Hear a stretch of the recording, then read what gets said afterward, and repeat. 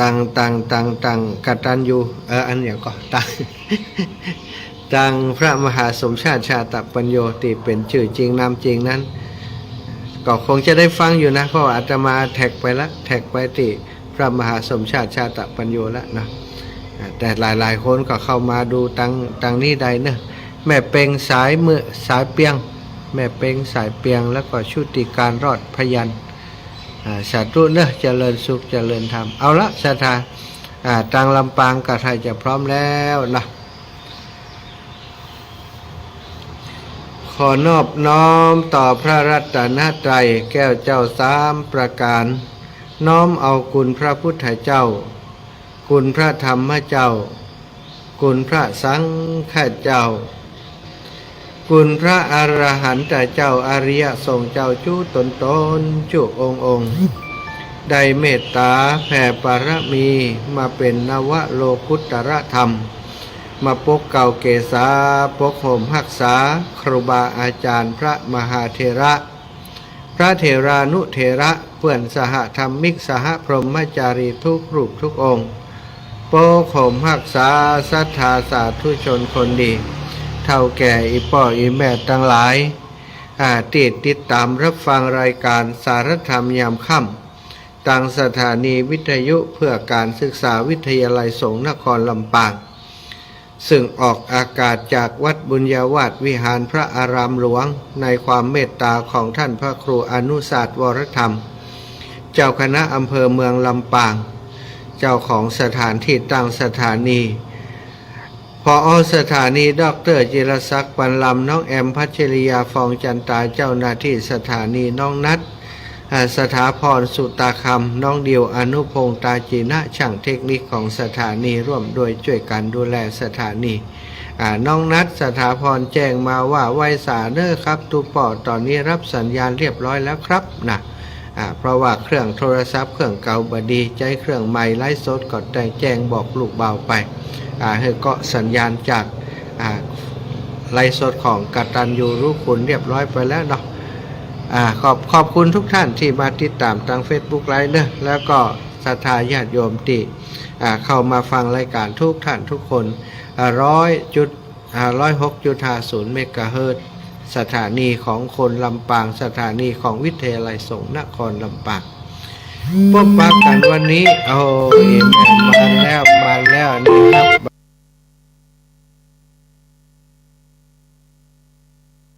ลุแหมวกะฮะอีแม่ฮับได้เนอะอีแม่ฟังโทรมาเถอะไลฟ์สดเดี๋ยวมันจะคัดตอนกันไปเนี่ยนิสทาแจ้งแต่ต้นชั่วโมงไปเลยเนอะก่อนที่จะปาไหว้พระบอกให้ศรัทธาอีป่อยอีแม่โทรศัพท์เครื่องที่ใจจัดรายการอยู่นี้คือโทรศัพท์เครื่องที่ใจเปิดเพลงกุเตือแล้วก็เครื่องที่ใจถ้าคนโทรมาไลฟ์สดจะค้างครับนะศรัทธาไลฟ์สดมันจะค้างนะห้ามโ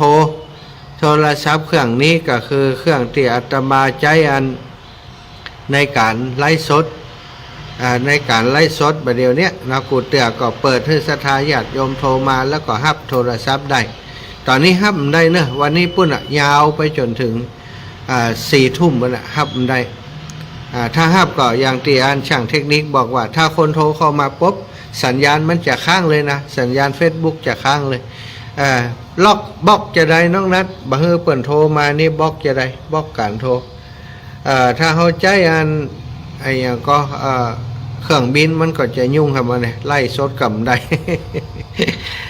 นะอีพ่ออีแม่ทั้งหลายทำความเข้าใจกันกำเนอะว่าวันนี้ขออนุญาตห้ามโทรนะบัดโทรเด้อวันนี้ขออนุญาตบัดโทร1 วันเก็บไว้โทรวันอื่นเอาเนาะวันนี้นี่ขออนุญาตว่าบังให้โทรมาเตือนละถ้าอีป่อยอีแม่โทรมาสัญญาณของอาตมามันจะถูกตัดไปนะสัญญาณจะถูกตัดไปมันก็จะสัญญาณ Facebook มันจะยุดเลยมันจะยุดชะงักแล้วก็ทำให้เสียงที่ฟังอยู่เนี่ยขาดห่วงขาดช่วงขาดตอนไปเนอะศรัทธาญาติโยมทั้งหลายที่ฟังจากทางวิทยุทำความเข้าใจว่า ที่ท่านได้ยินเสียงอยู่นี้อาตมาใจโทรศัพท์เครื่องตีฮับโทรศัพท์ของอีปออีแม่กุเตือเอามาออกอากาศโทรศัพท์แผ่นเครื่องมันตกเสียหายตอนนี้นี่หน้าจอใจบ่ได้หน้าจอใจบ่ได้เนี่ยเป็นสียังบอกว่าคืนมาเขียวอื่นลืดไปหมดใจบ่ได้แล้ววันพุธจะเอาไปซ่อมดูว่าจะได้หรือบ่ได้เนาะถ้าซ่อมบ่ได้ก่อนแล้วไปต้องหาเครื่องใหม่มาทดแทนแต่วันนี้หาบัตรตันและสถามันเป็นเหมือนแรงนี่นะตกเหมือนแรงนี่ก็เลยใจบ่ได้เหมือนแรงเนี่ยเนาะแล้วเนาะอธิบายให้ศรัทธาญาติโยมได้เข้าใจว่า ขอเมตตาจะไปโทรมาถ้าโทรมาปุ๊บนี่สัญญาณทาง Facebook มันจะชะงักพอชะงักก็คือการออกอากาศบัดต่อเนื่องเสียงอาตมาที่ออกอากาศทางวิทยุจะบัดต่อเนื่องเนาะไหว้พระพร้อมกันก่อนเด้อกราบหนึ่งพุทโธเมนาโถกราบสองธัมโมเมนาโถกราบสามสังโฆเมนาโถ อิมินาสการเรนะพุทธังอภิปูชายามิอิมินาสการเรนะธัมมังอภิปูชายามิอิมินาสการเรนะสังฆังอภิปูชายามิอะระหังสัมมาสัมพุทโธภะคะวาพุทธังภะคะวันตังอภิวาเทมิกราบสวากขาโตภะคะวะตาธัมโมธัมมังนะมัสสามิกราบสุปฏิปันโนภะคะวะโตสาวกสังโฆสังฆังนะมามิกราบนะโมตัสสะภะคะวะโตอะระหะโตสัมมาสัมพุทธัสสะนะโมตัสสะภะคะวะโตอะระหะโตสัมมาสัมพุทธัสสะนะโมตัสสะภะคะวะโต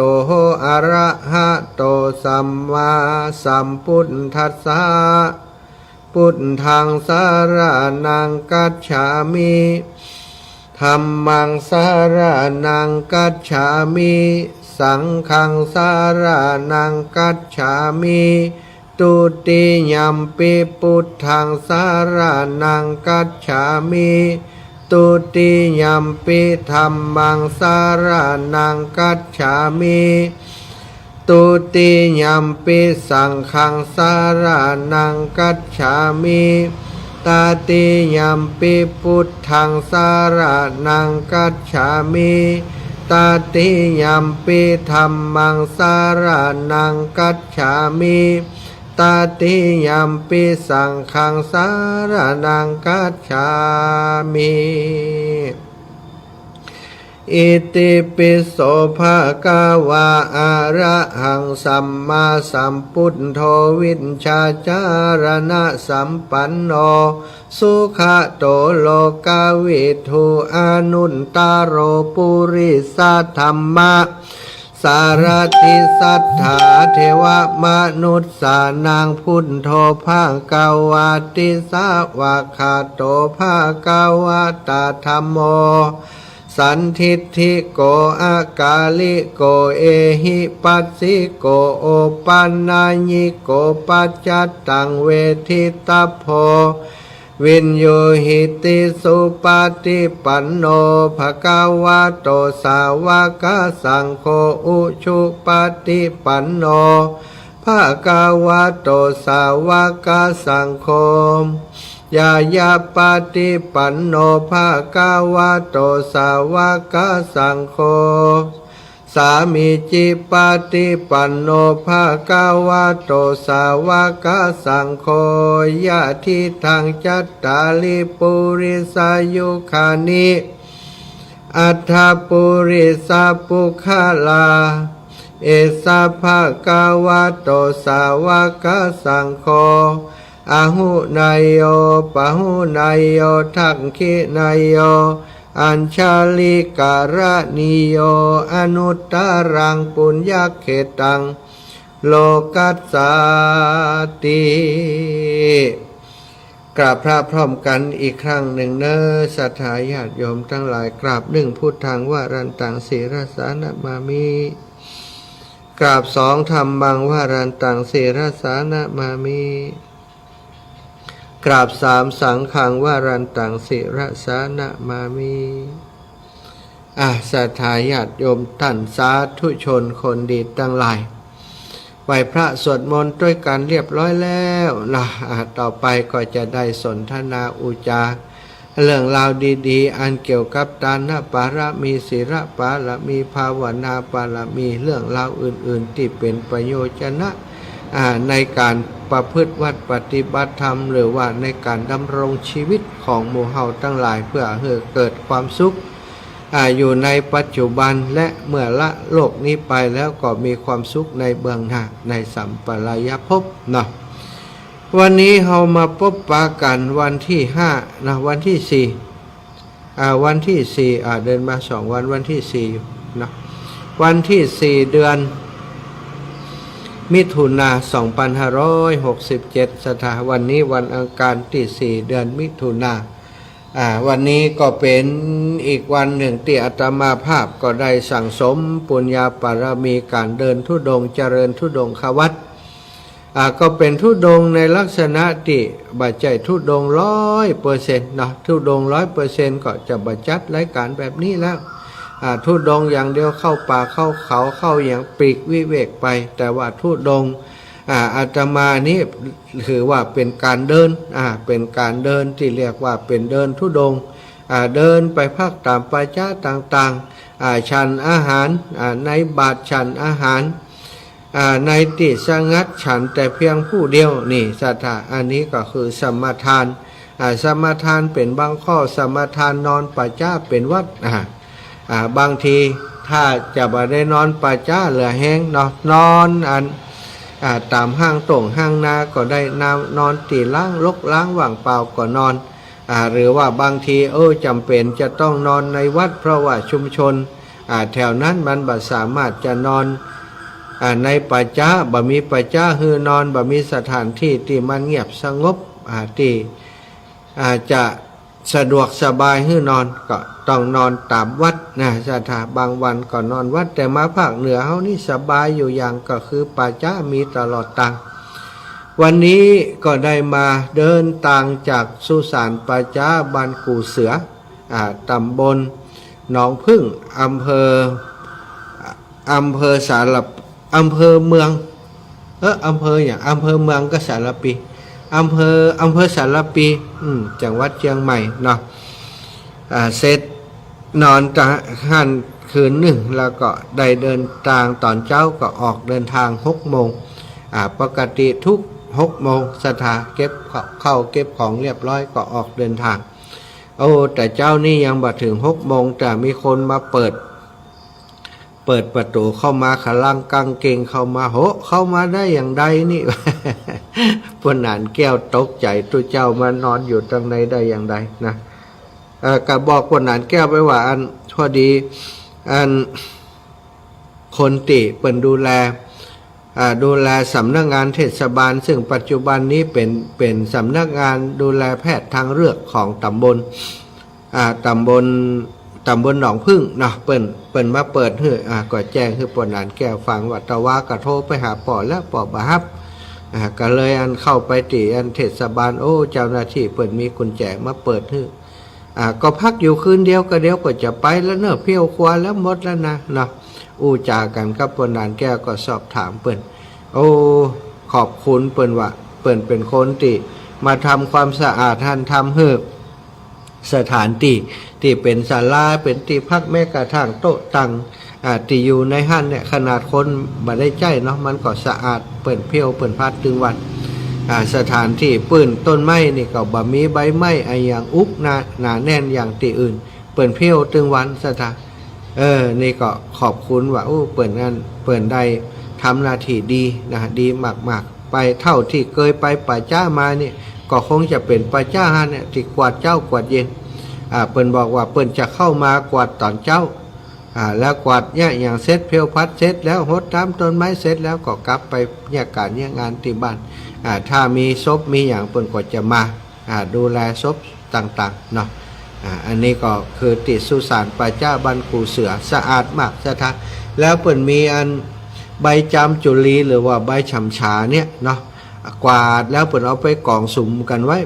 บางส่วนที่มันอยู่ตั้งปื้นก็เป็นดินเป็นอย่างไปแล้วนะเปิ่นว่ามีคนมาซื้อเอาไต่ละสาวโอ้ก็พอได้ซื้อนะสะทะใบไม้เนาะไต่ละสาวที่เป็นปุ๋ยไปแล้วเนี่ยเปิ่นเอาไปใส่ต้นไม้ไม้ดอกไม้ประดับงามส่วนธนากับปนานแก้วสักพักหนึ่งนะก็ออกเดินทางมาออกเดินทางต้องวันนี้นี่เดินทางถ้าเอาทุกเม็ดนะสถาเดินบ่ไหวละเอาทุกเม็ดนี่เดินบ่ไหวเพราะว่าสถาใส่บาตรนักตลอดทางนี่มันมีร้านค้าร้านขายเป็นชุมชนหนาแน่นจากกูเสือมาจนถึงยางเนิ้งสารปีนี่นะสถาโอ้มีคนใส่บาตรตลอดทางก็เอากับข้าวกับป่าพอดีว่ามีครูบาอาจารย์พระสงฆ์องค์สังฆเจ้าสัมมาเนรเจ้าเปิ่นบิณฑบาตในเส้นทางสายนั้นหลายรูปหลายองค์ก็เอาใส่ให้เปิ่นพ่องเปิ่นมีรถเนาะก็เอาใส่ในรถซาเล้งให้เปิ่นไปก็เอาเฉพาะตัวเองพอฉันได้พอจะบรรนักเกินไปน้ำอะไรอย่างต่างๆเปิ่นถวายมานักก็ เอาแจกสุดตังสถานเนาะก็เอาบุญแหมต่อเอาบุญคือเปิ่นเพราะว่าถ้าเฮาเอามาบ่ไหวนี่เฮาเอามาบ่ไหวแล้วเฮาผืนเอามานี่ก็สุขภาพก็แย่เนาะมันก็บ่ไหวมันเป็นไปบ่ได้เฮาเดินเฮาน้ำหนักสัมภาระมันก็นักพอสมควรแล้วเนี่ยถ้าเอาน้ำใส่ให้สัก5 ขวด10 ขวดก็โอ้บ่ไหวสถานน้ำก็มีน้ำหนักเนาะก็จะใจน้ำประมาณสัก3 ขวดประมาณนั้นเพื่อจะให้เดินได้สบายคล่องตัวอาหารก็เอาดูแล้วเอาหมอกที่เขาจะฉันเจ้าเหียฉันเพนเหียก็พอดีแล้วนมเนยอย่างต่างๆมันเกิดสปอนเซอร์เนี่ยโอ้สถานนมเล่นคือเป็นแพ็คเลยนะขนมก็เหมือนกันซื้อเป็นแพ็คมาเลยก็ต้องเอาแจกไปเนาะทำบุญไปตัวก็ได้ใส่บาตรไปตัวเปิ่นใส่เขาก็ใส่ต่อเห็มก็มี ได้เดินมาเรื่อยๆสถาเดินมาเนื่องจากว่ามันถนนมันแคบมันมีศาลาที่พักก็อาศัยพักตามข้างตั้งพ่องอย่างพ่องช่องที่เดินจากบ้านกูเสือมาจนถึงฉันเจ้ามาฉันเจ้าที่วัดโพธารามเนาะวัดโพธารามวัดศรีโพธารามตามอันของยางเนื่องสารปีฮะนะฉันเจ้าเสร็จแล้วก็ออกเดินทางยาวมาเลยสถามาจนถึงวัดอย่างจำมาได้แล้วนะเป็นวัดเหมือนกันเข้าไปขอพักที่วัดเปิ่นไปพักที่วัดท่านพักกลางวันที่ท่านพออากาศคลายร้อนสักหน่อยก็เดินต่อมาจนถึงอันชุมชนบ้านชัยสถานพอดีมีญาติโยมเปิ่นอันใส่เปิ่นถวายน้ำดื่มถวายน้ำชาสถานก็ถามเปิ่นว่าโอ้แถวนี้มีป่าจ้าอยู่ใกล้นี่ก็จ้าอีเนาะเปิ่นก็บอกว่านี่ค่ะอาจารย์เข้าไปในซอยเตี๋ยนะอาจารย์ล่ำมาตะกี้น่ะเข้าไปเดินข้ามมันทางรถไฟไปเจ้าอีหละดังในหันมีป่าจ้าใช้สถานป่าจ้าบ้านป่าเศร้าติดกันอยู่หันอีกก็เดินเข้ามาพอโอ้ก็มีแต่สถานป่าจ้าใช้สถานเนี่ยเปิ่นล็อกกุญแจเปิ่นใส่เปิ่นมีรั้วรอบขอบชิดเนาะเปิ่นมีกุญแจไม่อย่างล็อกมดเข้ามาได้ก็เดินเลยมาเลยโอ้เป็นป่าจ้าบ้านป่าเศร้าทีนี้ซึ่งเป็นป่าจ้าที่เปิ่นอันบ่ได้ล็อกบ่ได้มีประตูรั้วรอบขอบชิดอย่างนั้นสถานเป็นป่าจ้าที่อันเปิดโอเพนถึง4 ด้าน เข้าจังใดก็ได้แล้วก็มีห้องน้ำห้องท่ามีปลั๊กไฟสำหรับอันชาร์จนะความจริงเปิ่นก็มีพัดลมแต่พัดลมมันพ่วงกันยกคัดเอาทีเดียวออกหมดสถาก็เลยอันบ่ได้ใจของเปิ่นก็มีพัดลมน้อยก็ใจพัดลมน้อยนี่ มาพักที่นี่ก็รถมันจะแวดไปแวดมารถมีถึง2ด้านเนาะด้านขวาก็มีด้านซ้ายก็มีด้านหลังนี่ก็มีนี่สถาต่างรถนะก็เมินก็กายเตื้อก็คงจะบ่ายเสียงดังรบกวนสถาสักต่อใดเนาะนี่ก็ถึงที่พักเป็นที่เรียบร้อยแล้วเนอะฝนก็บัดตกนะสถาฟังอยู่วัดฝ่ายหินแม่จันเปงสัตว์ตู้เนอะโยมแม่จันเปงฟังของวัดฝ่ายหินอยู่สัตว์ตู้เนาะอันนี้ก็ได้ที่พักเป็นที่เรียบร้อยแล้วสถามดห่วงขอบคุณทุกคนที่เปิ่นโทรมาตอนหัวค่ำท่านอาจารย์พักอยู่ที่ไหนได้ที่พักแล้วยังนะบางผ่องก็ไลน์มาบางผ่องก็โทรมาประชาคนที่เป็นห่วงเป็นใยห่วงความปลอดภัยห่วงกลัวเรื่องฟ้าเรื่องฝนหลายคนที่เป็นแฟนรายการปิยมแม่เนาะเท่าแก่แล้วก็ฮักอาตมาภาพเป็นลูกเป็นเต้าเปิ้นก็ห่วงใยก็โทรมาถามไทยขอบคุณทุกคนศรัทธาญาติโยมอีปอยอีแม่ทั้งหลายวันนี้เราพบปะกันวันที่4 เดือนมิถุนาแล้วอย่างที่อาตมาบอกศรัทธาอุกับศรัทธาทุกวันเนาะเพื่อจะย้ำเพื่อจะเตือนให้ศรัทธาญาติโยมอีปอยอีแม่ทั้งหลายตั้งอยู่ในความแบบประมาทก็คือวันเวลาล่วงไปเนี่ยศรัทธาญาติโยมบัดนี้เฮาทำอะไรอย่างอยู่เฮาได้เป็นเจ้าพุทธที่ถูกต้องแล้วยังเฮาได้ทำคุณงามความดีถึงที่สุดของเฮาแล้วยังเฮาเป็นลูกศิษย์พระพุทธเจ้าได้ประโยชน์อะไรยังจากการฟังน้ำฟังธรรมจากการนับถือพุทธศาสนาได้ประโยชน์อะไรอย่างพ่องแต่เจ้าอาตมาตื่นมาก็พอดีว่าวันนี้เป็นวันอังคารได้เปิดโทรศัพท์นะลิงก์โทรศัพท์ฟังวันนี้ท่านอาจารย์สาธิตเทระปัญโยออกอากาศในรายการเกี่ยวกับพุทธศาสนาหลักการตั้งพระพุทธศาสนาเรื่องราวของพุทธศาสนาต่างๆพุทธศาสนาท่านอาจารย์ได้ว่าศาสนาพุทธของเฮานี้เป็นศาสนาแห่งปัญญาเป็นศาสนาที่แบบเปิ่งปิงอิงอาศัยกับสิ่งศักดิ์สิทธิ์ภายนอกศาสนาภายนอกคำสอนของพระพุทธเจ้าบ่เชื่อเรื่องโจกชะตาวาสนาที่จะประทานให้โดยเทวดากาโดยเทพกาโดยอะไรอย่างกาศาสนาพุทธนี่เป็นศาสนาอะเทวนิยมมันจะมี2 อย่างเทวนิยมก็คือที่เปิ่นนิยมเทพศรัทธาเอาเทพพระเจ้าเอาพระเจ้าเป็นตัวเป็นตนเนาะอย่างพุทธศาสนาเฮานี้พระพุทธเจ้าก็เป็นบุคคลคนหนึ่งเป็นมนุษย์คนหนึ่งเหมือนกับหมู่เฮาเหมือนกับศรัทธาญาติโยมเหมือนกับอาตมาภาพ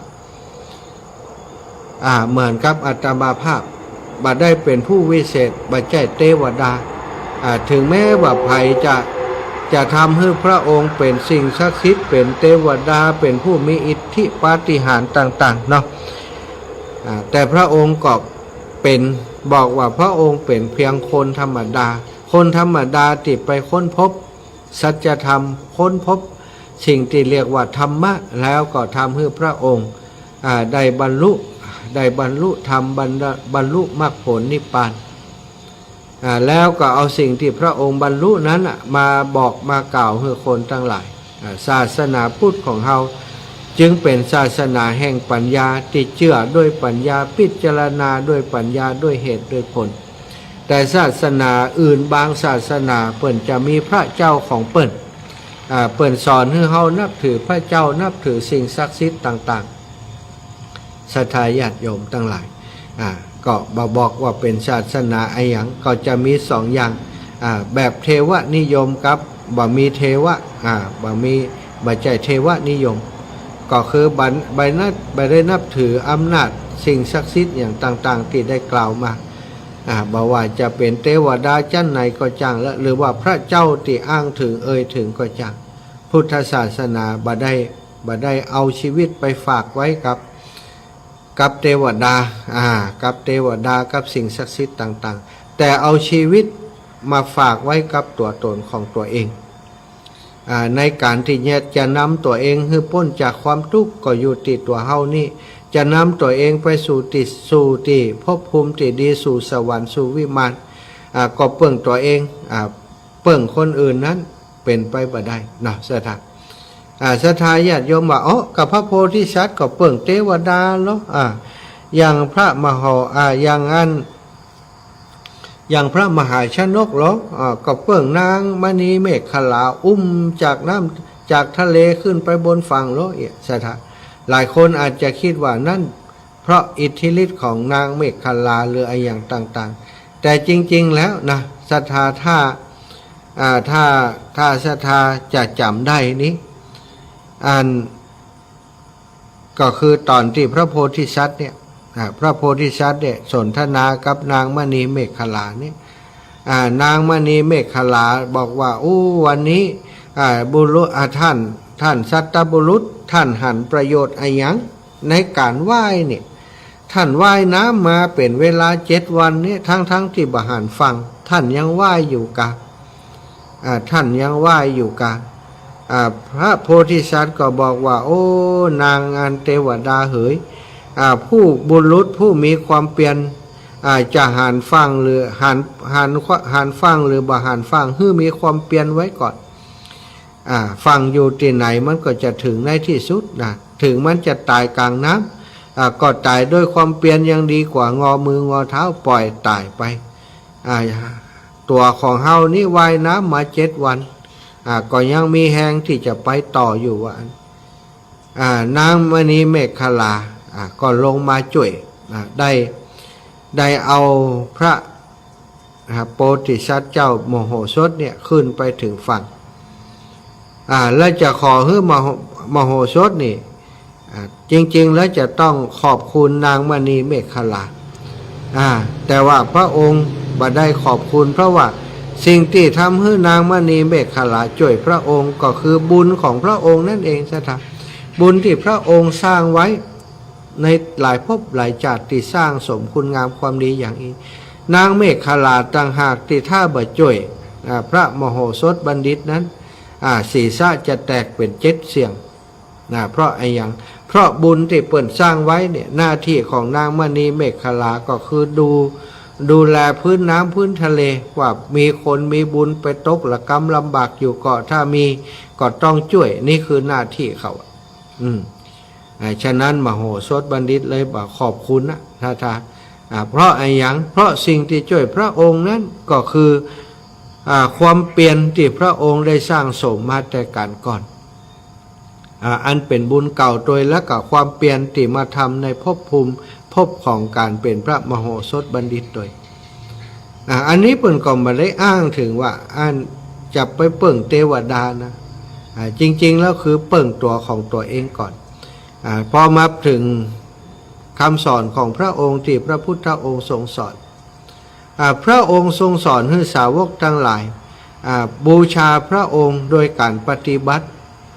อย่าบูชาโดยอามิสปูชาแต่ณปัจจุบันเนาะอย่างที่ท่านอาจารย์ว่าพระเจ้ามีเหตุมีผลเฮาไปบูชาพระพุทธเจ้าเฮาไปเอาพระพุทธเจ้าเป็นเทพพยดาองค์ใดองค์หนึ่งเห็นแล้วทุกวันนี้สถาทั้งที่พระองค์สอนเพื่อเปิ่งตัวเองแต่เฮาทุกวันนี้กลายเป็นว่าไปเปิ่งพระพุทธเจ้าในลักษณะของพระพุทธเจ้านี้เหมือนกับเป็นสิ่งศักดิ์สิทธิ์จะประทานพรให้เฮาต่างๆจะหันว่าเวลาใกล้หวยจะออกปตตโรคนเปิ่นขึ้นไปพระธาตุดอยคำสถาไปยังไปหาพระเจ้าทันใจว่าพระเจ้าทันใจจะประทานพรอย่างอันอย่างอี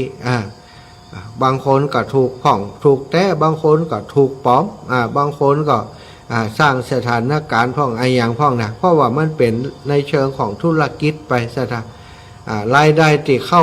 ไปกับวัดนี่เกิดจากการดอกมะลิที่เปิ่นไปบนไปบวงสรวงพ่องกายอย่างพ่องกะได้เน้นหนาสถา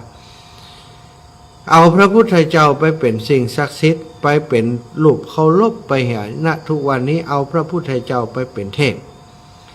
จะได้ยินข่าวสารบ้านเมืองต่างๆการเรื่องพบพระพุทธรูปศักดิ์สิทธิ์ก็อย่างต่างๆเนี่ยสถาความจริงพระพุทธรูปก็คือสารูปปิมปาสัญลักษณ์ของพระพุทธเจ้าพระพุทธองค์พระพุทธองค์มีอย่างที่เป็นคุณธรรมลักษณ์ใหญ่ใจความของพระพุทธเจ้าคือผู้รู้ผู้ตื่นผู้เบิกบานผ ผู้รู้ธรรมผู้ตื่นจากกิเลสผู้เบิกบานเพราะว่าจิตใจบ่มีกิเลสเข้าไปครอบงำอีกแล้วพระพุทธองค์เป็นผู้รู้ผู้ตื่นผู้เบิกบานแล้วเฮาที่เป็นลูกศิษย์พระองค์นี้ถ้าเฮายังไปขอปอนไปร้องขอพระพุทธเจ้าฮือประทานปอนฮือเฮาถูกหวยก็ดีอย่างประสบความสำเร็จอย่างอันอย่างอีก็ดีสถานญาติโยมเท่ากับว่าเฮาเอาพระองค์ไปเป็นเทพองค์หนึ่งนะบัดใจว่าเอาเป็นพระพุทธเจ้าซึ่งในความหมายของพระพุทธเจ้าที่บอกก็คือผู้รู้ผู้ตื่นผู้เบิกบานเนี่ยเฮาบ่ได้นึกถึงพระปัญญาที่คุณพระบริสุทธิ์ที่คุณพระมหากรุณาที่คุณของพระองค์ไปกราบไหว้กราบสาเหมือนกับไปขอบนบานศาลเก่ากับเทวดาตนหนึ่งที่จะประทานโจกลาบมาฮือกับเฮาชาวพุทธในประเทศไทยทุกวันนี้ส่วนใหญ่ก็เป็นอย่างอีกันไปนักแต่นะศรัทธาญาติโยมเป็นอย่างอีกันไปนักแม้กระทั่งหมู่เฮาทั้งหลายเองเนาะบางครั้งบางทีนี่เข้าวัดเข้าวาไปเฮาลองนึกถึงใจเฮาเวลากราบพระพุทธรูปในวัดเฮาจะนึกถึงคุณของพระพุทธเจ้าก่อนพระบริสุทธิ์ที่คุณพระมหากรุณาที่คุณพระเมตตาคุณนี้พระปัญญาคุณนี่เฮาเคยได้ระลึกถึงนี้ก่อนกราบบางเทื่อก็กราบไปกราบเพื่อจะขอปอนจากพระองค์กลายเป็นว่าไปขอเนาะบัดได้ทำโดยตัวเก่าอันนี้ก็แต่เจ้าฟังท่านอาจารย์ได้สนทนามาก็ได้สาระประโยชน์ร่างเนาะศรัทธาหลายท่านก็คงจะติดตามรับฟังอยู่ช่องนี้มีกระแสเรื่องได้พระพุทธรูปใหม่พระพุทธรูปที่จมน้ำนะเปิ่นก็หู้ได้อย่างใดว่ามันจมท่านนั้นไปคูดไปไอ้อย่างเอาคืนมาพระพุทธรูปองค์ดีองค์งามว่ะถูกสรีระสมสัดสมส่วนว่าอย่างอันนะตอนนี้ก็บางคนก็เหมารถเหมาล้างกันไปเพื่อจะไปขอปอนนะจ๊ะ ความจริงพระพุทธรูปเนี่ยที่ไหนก็เหมือนกันหมดพระพุทธรูปในวัดในวาอย่างของเฮานั่นมันก็ต่างกันกับพระพุทธรูปที่เปิ่นปะใหม่ก็ที่ไหนก็แล้วแต่คุณของพระพุทธรูปของคุณของพระพุทธเจ้าผู้สะอาดสว่างสงบผู้มีปัญญาผู้มีเมตตาผู้มีมหากรุณาต่อสรรพสัตว์ทั้งหลายพระพุทธรูปองค์ใดก็ทอดตาลงต่ำเหมือนกันเมื่อสถาพระพักทอดลงต่ำแสดงถึงว่าบาปล่อยจิตปล่อยใจบ่ฮื้อตาไปแส่หาสิ่งที่เป็นทุกข์เข้ามาสู่ตัวสงบเยือกเย็นอันแสดงถึงพระบริสุทธิ์พระปัญญาคุณบริสุทธิ์ที่คุณพระมหากรุณาธิคุณของพระพุทธเจ้าสำรวมอินทรีย์อยู่ตลอดแม้กระทั่งเป็นพระพุทธรูปเฮือเฮาไหวเฮาสานิสตาสายตาทอดลงต่ำแต่เฮาทั้งหลายนี่สายตาทอดไปตั้งได้กับบอกว่าทอดไปเสาะหากิเลสเสาะหาสิ่งที่ทำเฮือตัวเก่าได้ทุกข์ได้ลำบากกันทุกวันเนาะก็ควรที่จะหันกลับมาศึกษาเรียนรู้พุทธศาสนาอย่างถูกหลักเกณฑ์ของ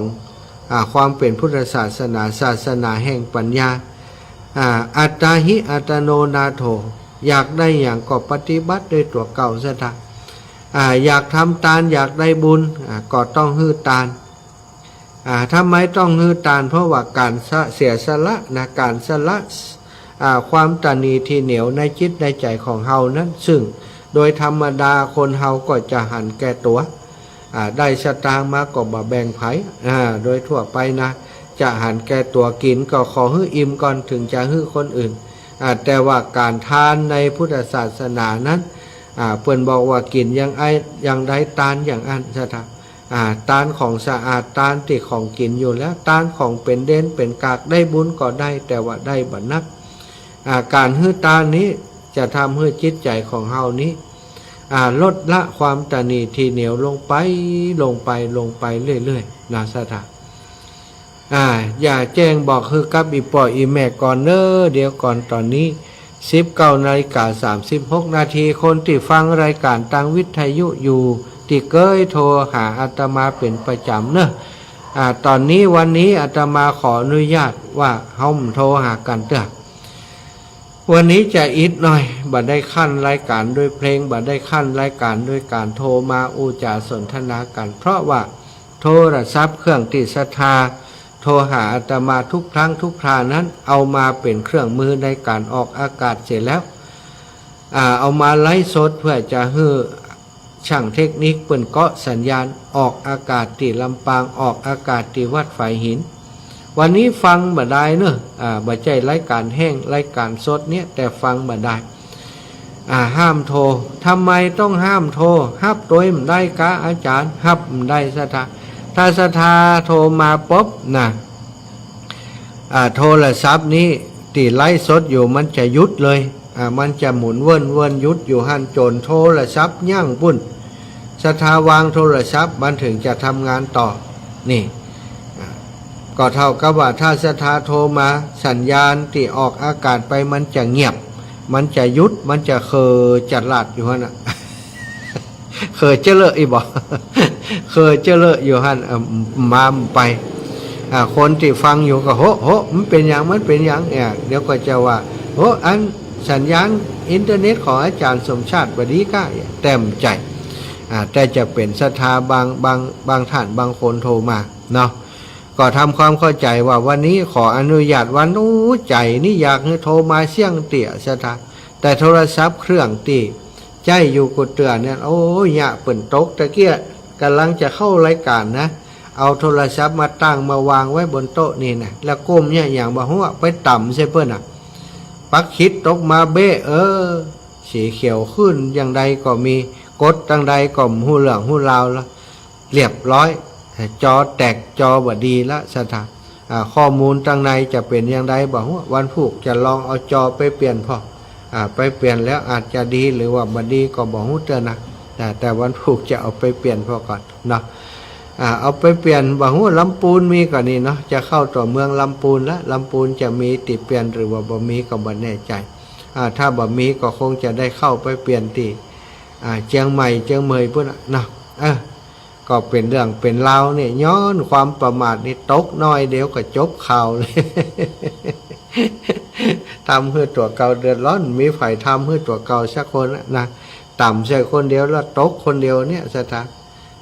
เอาไว้ก็เอาไว้หมิ่นไว้หิมล้ำไปนะถึงไข่บุบไข่ตีได้นะตัวเก่าของตัวเก่าเนี่ยนะตัวเก่าของเฮาเนี่ยมันเตือมันถึงอย่างสถานน่ะเนาะสถานก็คงจะเคยเป็นมันแต่มืดถึงตัวเก่านะมันยังเก็บไว้ดีๆนะก้มน้อยเดียวต่ำน้อยเดียวมันก็ตกความประมาทเนาะอันนี้จมให้ตัวเก่าให้ฟังเห็นหน่อยเนาะสถานญาติโยมก็บาโทะเนาะวันนี้บาโทหากันเตือนช่วงของกระเดียว2 ทุ่มถึง4 ทุ่มก็ได้ให้ไผ่โทษเหมือนกันพี่น้องตังไผ่เยาเจียงไฮ้แปรนานก็คงจะเดือดร้อนวันนี้นะ กูเตือนถ้าอาตมาจัดรายการไปจะโทรเข้ารายการมาจ่ากันเนาะวันนี้บัดได้โทรแล้วนะก็ห้ามกันก่อนบอกคือไว้ก่อนอันเดสธาเผลอโทรมาปุ๊บนี่มันก็จะมีปัญหาเรื่องสัญญาณที่มันขาดมันหายไปเนาะก็เข้าใจกันตามนี้นะเราก็เรื่องของอัตตาหิอัตโนนาโถพุทธศาสนาคือศาสนาของเทวนิยมบ่ได้นับถือเทพถือพูดถือผีอย่างต่างๆแต่ถือว่าชีวิตลิขิตเองเฮาอยากได้บุญก็ต้องสร้างบุญสร้างกุศลอยากจะได้เป็นผู้ที่มีศีลสะอาดบริสุทธิ์ก็ต้องรักษาด้วยตนเองไปจ้างให้ไผมารักษาให้เฮาบ่ได้ซะทางอยากจะมีปัญญาตรัสรู้ธรรมอย่างพระพุทธเจ้าอย่างพระสาวกทั้งหลายก็ต้องมีความเปลี่ยนสมถกรรมฐานวิปัสสนากรรมฐานแต่เบื้องต้นการทำคุณงามความดีทุกอย่างทุกประการเริ่มมาจากการที่เฮาฮือตานรักษาศีลแล้วก็ปฏิบัติธรรม3 อย่างเนี้ยเป็นก้อนเศร้า3 ก้อนที่จะต้องอยู่ด้วยกันขาดก้อนใดก้อนหนึ่งก็ไม่ได้ซะทางจะภาวนาอย่างเดียวบ่รักษาศีลได้ก็มันก็เป็นไปได้ยากถ้าร่างกายเฮาบ่สะอาดจิตใจเฮาบ่สะอาดเฮาจะยกจิตยกใจขึ้นสู่ภาวนามันจะเป็นไปได้อย่างไรถ้าจิตใจเฮายังตนีทีเหนียวอยู่จิตใจเฮายังบ่บริสุทธิ์พุทธผ่องเตื้อศรัทธาบ่ยังยึดมั่นถือมั่นในของตัวในของตนอยู่นะ มันก็ยากที่จะรักษาศีลยากที่จะปฏิบัติธรรมเพราะฉะนั้นก็ต้องชำระสะสางจิตใจติดตานีทีเหนียวเฮือมันผ่อนหายไม้แคว้นไปบาคีจิคีถีก็โดยวิธีการฝึกฝนแห่งการฮือคนที่เป็นผู้ฮือนะคนที่เป็นผู้ฮือย่อมเป็นผู้ที่รักของคนทั้งหลายซึ่งพระพุทธองค์ได้ตรัสว่าประโยชน์ในปัจจุบันในธรรมที่เป็นประโยชน์ในปัจจุบันก็ทานการฮือทานเนี่ยสถานทานนะแล้วก็ปิยวาจาอัตถจริยาสมานัตตาเป็นคุณธรรมที่จะทำให้คนมีความสุขในภพนี้ละไปแล้วก็มีความสุขทานเริ่มก่อนก็คือทานเป็นสิ่งที่ง่ายสถาญาติโยมแต่หลายคนว่าบางง่ายนะอาจารย์กว่าจะหอมได้นี่แล้วกึดแหมนั่นละสถาอันนั้นยังง่ายกว่าการรักษาศีลทานนี้เป็นยาประคอบที่ทุกคนควรจะรับรู้ควรจะทำอยู่อย่างสม่ำเสมออย่างหมู่เฮาทั้งหลายที่เป็นเจ้าพุทธแล้วก็มีครูบาอาจารย์เนาะเฮามีครูบาอาจารย์พระสงฆ์องค์สังฆเจ้าเป็นศรัทธาของวัดวาอารามในหมู่บ้านในชุมชนของเฮาหรือว่าตลอดถึงมีไปนับถือครูบาอาจารย์ที่เปิ่นอยู่ต่างวัดต่างวาต่างๆไปก็ไปจ่วยเปิ่นเนี่ยเปิ่นสร้างไปฮือตานกับวัดกับวาไปตานขันเข้าพ่องเปิ่นทำนั้นทำนี้เปิ่นสร้างห้องน้ำเปิ่นสร้างเจดีย์สร้างวิหารสร้างศาลาบาทต่างๆเขาก็ไปจ่วยเปิ่นอันนี้ก็คือลักษณะของการฮือตานเหมือนกันนะครับการฮือตานไปวัดไปวานอกจากจะฮือตานแล้วก็มีโอกาสได้สมาทานศีลรักษาศีลแต่ศีลบ่ได้หมายความว่าศรัทธาจะไปรักษาแต่ในวัดอย่างเดียวความจริงนี้ศีลนี้ต้องรักษา24ชั่วโมงทุกๆเวลาทุกๆชั่วโมงนะสถานศีลบอกว่าจะเป็นศีล5ศีล8ศีล10ศีล227นะหรือว่าศีลของภิกษุณีต่างๆก็จะต้องรักษาตลอดบ่ได้รักษาเว้นไปเว้นมาสุราเมรยะกินเป็นระยะก็ได้นะแล้วก็การรักษาศีลบางคนบอกว่าเอาเป็นข้อก็ได้นะความจริงได้ก็ได้เป็นสิทธิ์ของเราแต่การรักษาศีลปาริสุทธิศีลที่สมบูรณ์แบบสถานมันก็ต้องครบทั้งหมดนะตั้ง5ข้อถ้าคฤหัสถ์ก็ถึง5ข้อบาฆ่าสัตว์บาลักทรัพย์บาประพฤติผิดในกามบาพูดปดมดเท็จบากินบาดื่มสุราเมลัย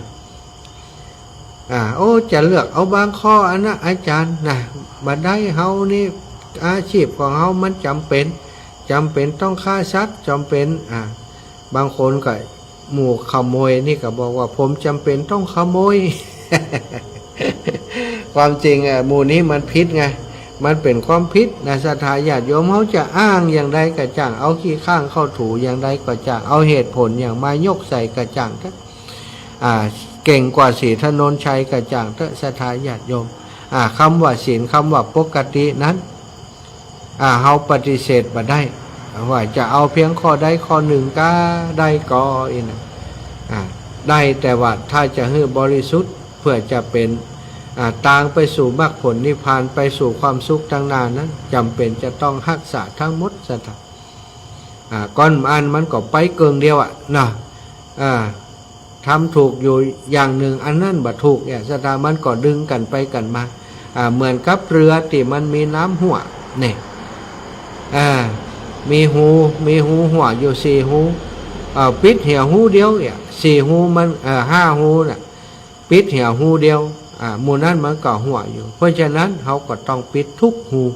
ที่มันจะทำให้เรือเขาจมเรือก็คือชีวิตสถานถ้าจมนี่ก็หมายความว่าตกนรกมกไหมนี่สถานเขาจะข้ามฝั่งไปฝั่งฝั่งแห่งโอฆะสงสารไปสู่ฝั่งแห่งนิพพานฝั่งแห่งมีความสุขก่อนจะไปถึงนิพพานนี่ถ้ามันบัดถึงนิพพานอย่างน้อยก็ไปถึงฝั่งถึงฝันที่เป็นสวรรค์เป็นวิมาน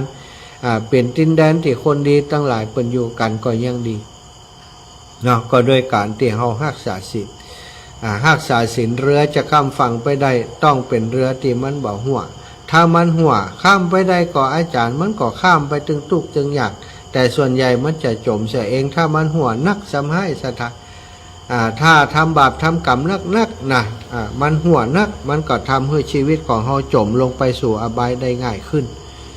เนี่ยยังได้ที่บ่ให้ชีวิตของเราจมไปสู่อบายภูมิต่างๆก็คือต้องรักษาศีลปิดสิ่งที่เป็นความชั่วทั้งหลายตึง5 ช่อง 5 ทางให้เรือของเรามันเบาสบายบ่ต้องมีน้ำอย่างหัวเข้าไปบ่ทำให้ศีลของตัวบกพร่องก็เท่ากับว่าเราปิดทางอบายให้ตัวเก่าอันนี้ถามว่าไผจะมาช่วยเฮาเนี่ยมีไผหรอกสถานการรักษาศีลเขาต้องทำเองการให้ทานก็เช่นเดียวกันเขาต้องทำเองเขาถึงจะได้บุญที่เรียกว่าเป็นเสบียงไปสู่ภพภูมิในตั้งนานนั้นถ้าเขาบ่ทำเห็นแล้วโอ้จะใจไผทำมันก็บ่เหมือนกันกับที่เขาทำบางคนศรัทธาญาติโยมที่เจ้านายเนาะอย่างเศรษฐีเมื่อก่อนนี้นะอยากจะให้ทานแต่ว่าตัวเองบ่ได้ให้ด้วยตัวเองใจคนอื่นให้ทานนั้นถามว่าเศรษฐีนั้นได้ก็ได้แต่ว่าได้บ่เต็มเม็ดเต็มหน่วยถ้าให้เองทำเองการให้ทานด้วยจิตใจที่บริสุทธิ์จัดแจงทานโดยตัวเองเอาเงินเอาทองไปซื้อของซื้อข้าวซื้อของมาจัดโดยตัวเองแล้วก็ถวายด้วยตัวเองถวายด้วยความเคารพฮือกับมือของตัวเองเช่นนี้จะได้บุญเยอะแต่ว่าเศรษฐีในสมัยก่อนหรือว่าแม้กระทั่งสมัยปัจจุบันเนี่ยสถาถ้ามีคนใจก็บอกไปทำบุญฮือกรรมเนี่ยสถาแค่มีเงินแล้วก็แค่ใจเขาไปทำเขาก็ทำฮือแต่จิตใจที่ละเอียดประณีตในการเตรียมของทานการในการฮือทานด้วยตัวเองนี้บ่มีก็มีในส่วนแค่ว่าใจฮือเขาเอาทรัพย์ไปซื้อของซื้ออย่างเอาไปฮือทานก็ได้ความรู้สึกที่เป็นบุญอยู่แต่บ่เต็มเม็ดเต็มหน่วยแล้วก็คนที่ถูกใจไปทำทานสมมุติว่าไปทำทานโดยคำสั่งของเจ้านายทำไปกว่าเพิ่นจะว่าฮือกว่าเพิ่นจะเดือดก็ไปทำตามที่เพิ่นสั่งแต่ใจนี่บ่เต็มใจในการฮือทานในการทำงานตรงนั้นทำส่งไปอย่างนั้น ไปถวายทานก็บ่ได้ถวายด้วยเคารพถวายก็จะโทรมาอันนี้อย่างไรนี้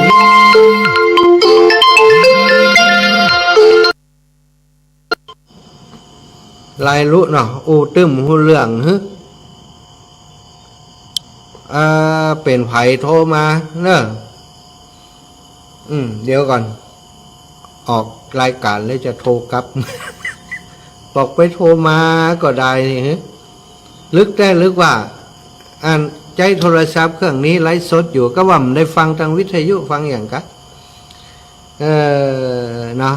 อย่างใดอธิบายอย่างใดก็ไม่เข้าใจนี่รายลึกกันนี้ขออนุญาตห้ามโทรมันกวนคนที่เปิดฟังอยู่นะมันสัญญาณมันตัดไปอาตมาบอกว่าจะแย่อย่างใดนะถ้ามันตัดไปนี่เดียวดีก็สถานีวิทยุที่เขาเชื่อมฮะน่ะมัน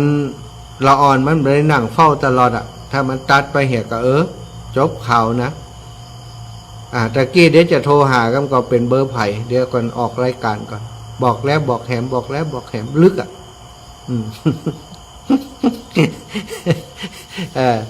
เป็นเบอร์ไผ่ระวังไว้เดี๋ยวจะโทรกลับเนอะเนาะก็บอกแล้วบอกแหมว่าถ้าโทรมาสัญญาณมันจะตัด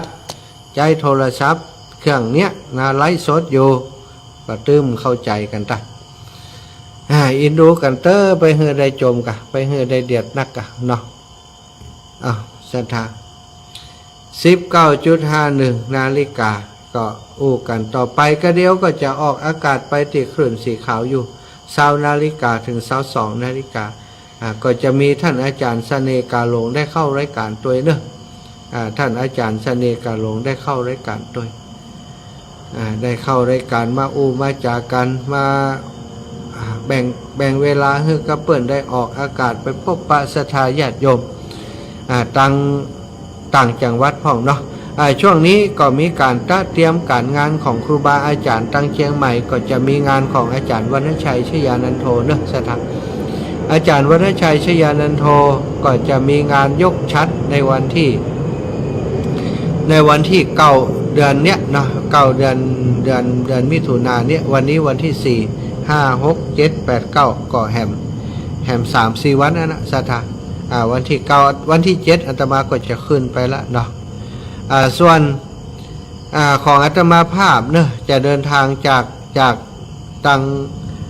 ติคณะเดินอยู่เนี่ยตอนนี้อยู่ลำพูนอยู่จากเชียงใหม่ไปถึงลำปางเฮาก็ขาดหมายว่าจะไปถึงวันที่15เนาะวันที่15เดือนมิถุนายนเนี่ยจะไปถึงวันที่15ไปที่วันที่15สถานวันที่15เดือนมิถุนายนท่านอาจารย์เสน่ห์การลงมาเตรียมรอแล้วทักทายมาก่อนเลย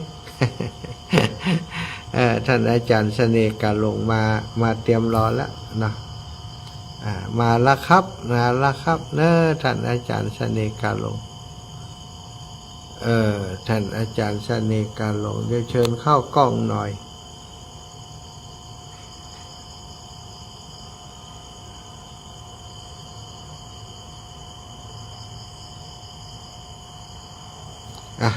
กล้องมาอยู่ด้วยกันนี่เลยนะท่านอาจารย์เข้ามาเลย โทรถ้าใครโทรไปหาอาจารย์เสน่ห์การลงก็นะใช่ไหมก็เดี๋ยวถ้าใครโทรไปหาอาจารย์เสน่ห์การลงเนาะนะโทรศัพท์ผมวันนี้เขาก็รู้โทรมาจริงๆอาจารย์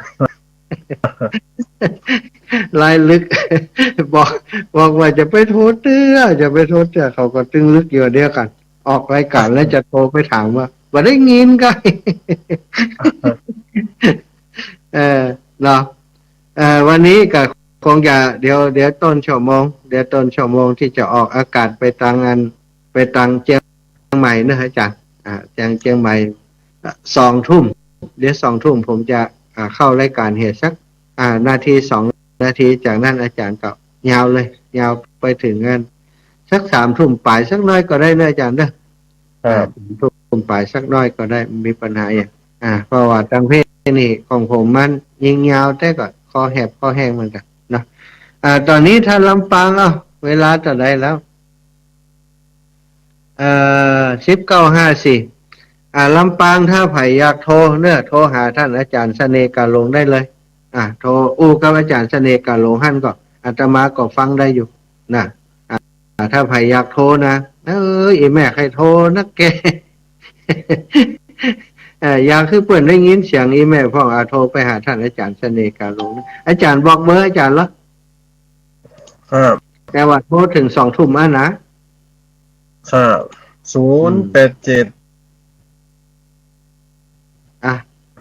เบอร์ของท่านอาจารย์เสน่ห์การลงบอกเลยครับ087 182 0625ครับ087 182 0625เสถง่อมนะแกใครโทรก็โทรไปหาท่านอาจารย์เสน่ห์การลงแต่ว่าให้ถึงงั้น20 นาฬิกานะให้ถึง20 นาฬิกาหลังจากนั้นท่านอาจารย์เสน่ห์การลงเพิ่นจะเข้ารายการไปขึ้นสีขาว1 ชั่วโมงนะ1 ชั่วโมงนะก็ปันเวลาให้กับครูบาอาจารย์เพิ่นจะได้ศรัทธาบ่เดียวติดอาจารย์เสน่ห์การลงเพิ่นฟังข่าวฟังเครืออย่างต่างๆเพิ่นม่วนใจเพิ่นคือถึงบกรอำนวยกะลำพัดเนาะอาจารย์อีหลอกแต่กะท่านอาจารย์เสน่ห์การลงสำเร็จสถาประพันธ์เองแต่งเองสปะสเปะสถาให้ปล่อยแม่ทั้งหลายเนอะตอนนี้เวลา 19:55 นาทีก็แจ้งข่าวนิมนต์ท่านอาจารย์ตั้งแต่วันที่15เนอะอาจารย์เสน่ห์การลงวันที่15ที่ผมมันจะเดินทางกลับไปวัดบรรพตสถิตอาจารย์ติดอย่างก็คนดีผมมันไหว้ครูประจำปีผมครับแล้วตรงกันแต่ว่าเนาะผมนึกกระด้างครับมันครับผมนี่เนาะครับมันยันเก้าออก10 ค่ำ9 ค่ำเดี๋ยวผมนั้นเป็นกระด้างเหมือนนะครับ เป็นกระด้างมาพอเมินดีมันบาเกี่ยวกับครับวันที่อย่างไรเนาะเพราะมันนั้นเขาเป็นเดือนเก้าออก10 ค่ำนี่เนาะครับผมไหวครูเป็นถ้าปีได้เป็นม่วนกันมันปุดปีได้ตัดมันปุดตัดมันสินกัดลันลงอ๋อปีได้ทัดตัดอ๋ออ๋อครับม่วนกูปีเนาะบ่ได้ไปแอวหากันในอันเนาะต่างคนต่างม่วนต่างคนต่างม่วนไปเนาะ ครับผม อันนั้นเป็นขอบครูไวยครูเตียนวัดบันเกิวของท่านอาจารย์เสน่ห์กาลงตรงกันกับของอาตมาก็คือจะทอดถวายพระป่าวันที่15สถาน15วันเสาร์เนาะที่15ก็คงเปลี่ยนแปลงกำหนดการยังได้ละตอนเพราะอูมาหลายอาทิตย์แล้ว จริงๆกับตรงกับหลายงานท่านอาจารย์ตรงกับงานของงานเปิ่นวางศิลาฤกษ์เตียนพุทธมณฑลเชียงใหม่ด้วยเปิ่นจะสร้างเจดีย์พุทธคยาวันที่15เหมือนกันก็แล้วแต่เนาะเนี่ยครับไปตามของไผ่ของมันก็ขอบคุณครับศรัทธาญาติโยมท่านสาธุชนทุกท่านทุกคนเนอติดตามรับฟังรายการสารธรรมยามค่ำกับอาตมาภาพตั้งแต่ต้นชั่วโมง19 นาฬิกาจนถึงตอนนี้นะวันนี้บ่ได้โทรมาก็อึดอัดกันอันละเหมือนกันแล้วตะกี้ติโทรมานั้นเปิ่นก็อาจจะบ่ได้ฟังวิทยุที่อาตมาอธิบายนี่ซะนะก็โอเลนไปมันได้เนี่ยนะเปิ่นอาจจะไม่ได้ฟังวิทยุหรือว่าฟังแต่ลึกกับหูเดี๋ยวไปพอก็ว่าเป็นชื่อไผแล้วก็จะถามว่าเปิ่นมีธุระด่วนก็ตะกี้ได้ยินก็ได้ยินที่บอกได้ยินก็แต่ใครโทรจะผิดกันเฮกรรม ถ้าเปิ่นหู้เรื่องหู้ราวอย่างสักอย่างก็มันเป็นอย่างอาจจะมีเหตุจำเป็นอย่างอื่นจะอู้กันเนาะก็เดี๋ยวก็จะรอสัญญาณจากตั้งคลื่นสีขาวสัก2 นาที20 นาฬิกา2 นาทีตั้งคลื่นสีขาวควรจะรับสัญญาณจากทางลำปางของเฮาท่านอาจารย์มีเพลงเปิดก็ครับเพลงประจำตัวผมนะครับกุเตียนนะอาจารย์นั้นเปิดเพลงแล้วก็รวดเข้ารายการเลยเนาะอาจารย์เนาะผมมาเข้าแล้วผมจะเข้าตอนอาจารย์บอกว่าอาจารย์สมชาติจะเข้า21 นาฬิกาปลายกันแล้วกันเนอะเอาเพื่อว่าสถาเปิ่นติดล้มโทรมาหาอาจารย์มันขับมันข้ามชั่วโมงได้เพราะว่าชั่วโมงนั้นนี่เปิ่นเกาะยาวอาจารย์2 ชั่วโมงเกาะยาวครับเนาะอาจารย์เปิดเพลงเข้ารายการไปเลยครับนะครับเนอจะทาตังลำฟังก็ได้ฟังเพลงของอาจารย์เสน่ห์กาหลงเนอะ เพลงของอาตมาอยู่ละเพลงของอาจารย์มันจะได้ยินอาจารย์ผมได้ยินไหมผมได้ยินชัดเดียวอาจารย์ครับได้ยินชัดเลยอ๋อครับ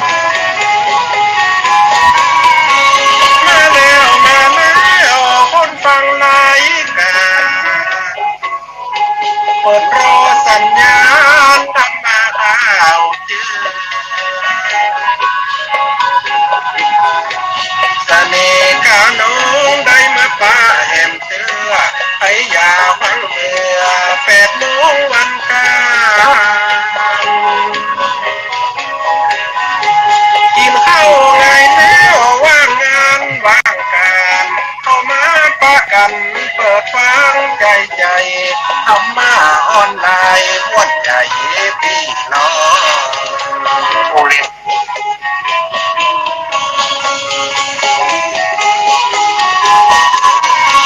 คนวิทย์อายุน้อยพุทธามีบุญวิไลสงเด้อเจ้านครลำปางของเฮาหน้าหนาวคนแก่คนเฒ่าตั้งใจรอคอยเสน่ห์กาลงโตเจ้ามาคอยทำมาเราน้อยกำข้าวมากันสถานพี่น้อง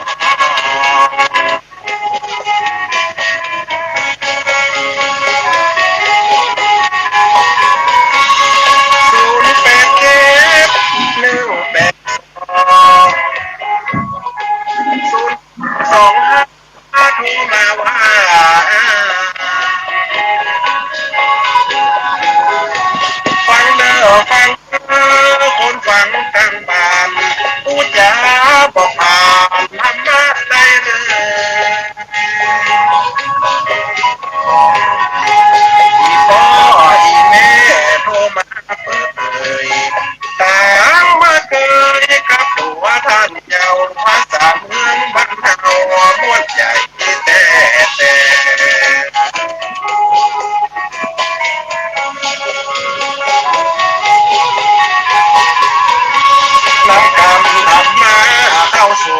นายกา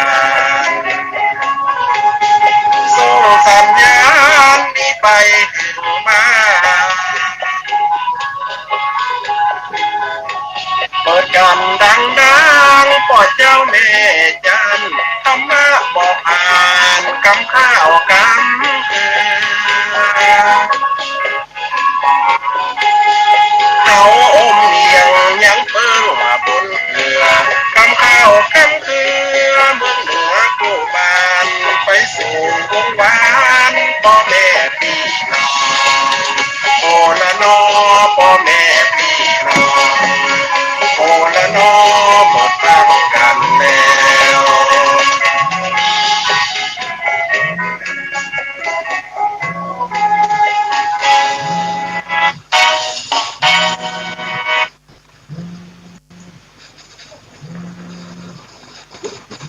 สารละฟังเป็นยังปีน้องคงเขียนห้องลั่นหน้าเมืองเหนือผู้ฟังธรรมะมีหมักล้นเหลือสายใหญ่เครือเปื่อนทำร่วมสร้างคลื่นสีขาวมีไหลหมักกวางเชียงใหม่ลำปางก่อนนักละปูนเชียงไฮ้มีไปผมพักพะเยาแปน่านก็มีแม่ห้องสอนนั่นฟังมาหลายปีพระสงฆ์องค์ดีเทศสอนจ้อง